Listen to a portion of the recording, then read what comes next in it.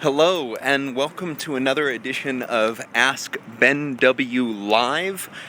Today we are going to be doing it using a new tool that is specifically called Wirecast Go.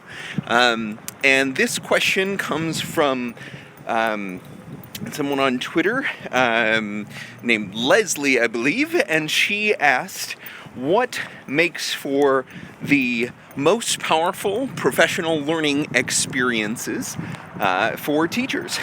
And this is definitely something that is very personal for me. It is something that I think about a whole bunch. But I would say the one thing that makes for the most powerful professional learning experiences is the one thing that tends to be ignored most by those creating and supporting those professional learning experiences. And I would say that it is, bar none, the most powerful component, and that is reflection. Now, reflection can look like a lot of things, but I want to tell you why I believe so powerfully and potently in reflection. So, one of my favorite professional learning experiences of all time was EduCon. So it's a conference at the Science Leadership Academy, and specifically the one in 2009 was my first EduCon experience. It was, I believe, the second year of its existence, possibly. And the experience itself was amazing. I learned so much. I got to see my learning network in real life for the first time in many ways. It was something that I was really excited to take part in. But that was not the powerful learning experience. The powerful learning experience of that event was actually when I wrote about it and reflected on it, and when I shared it with others, saying, hey, this is what I learned here, this was my process for learning, this is how I learned, this was what I learned.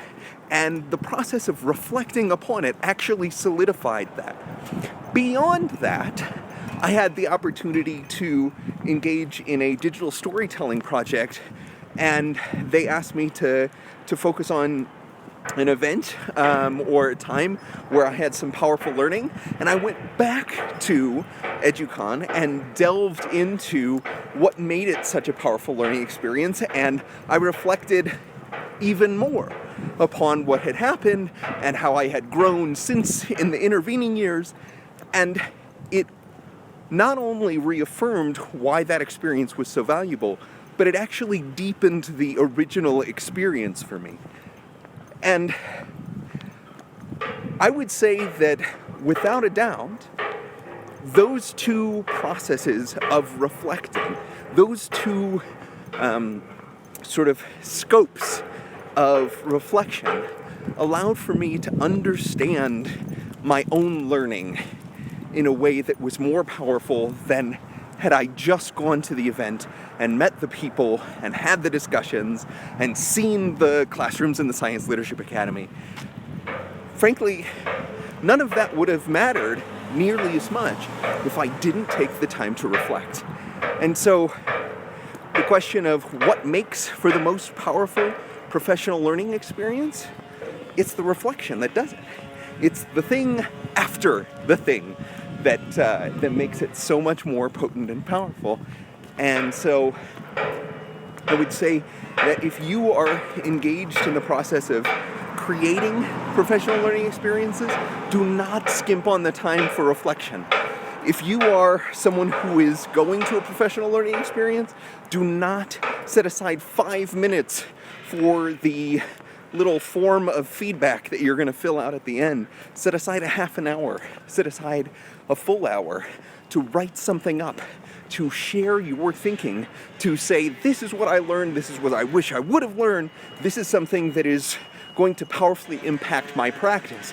Because by writing it down, you are like writing it into being. You are making it so. And I apologize for the amazing amount of noise that's going on over here, but there is definitely some construction going on my path to work. So, that's what I'm thinking about today as I'm trying to figure out what makes those learning experiences so powerful.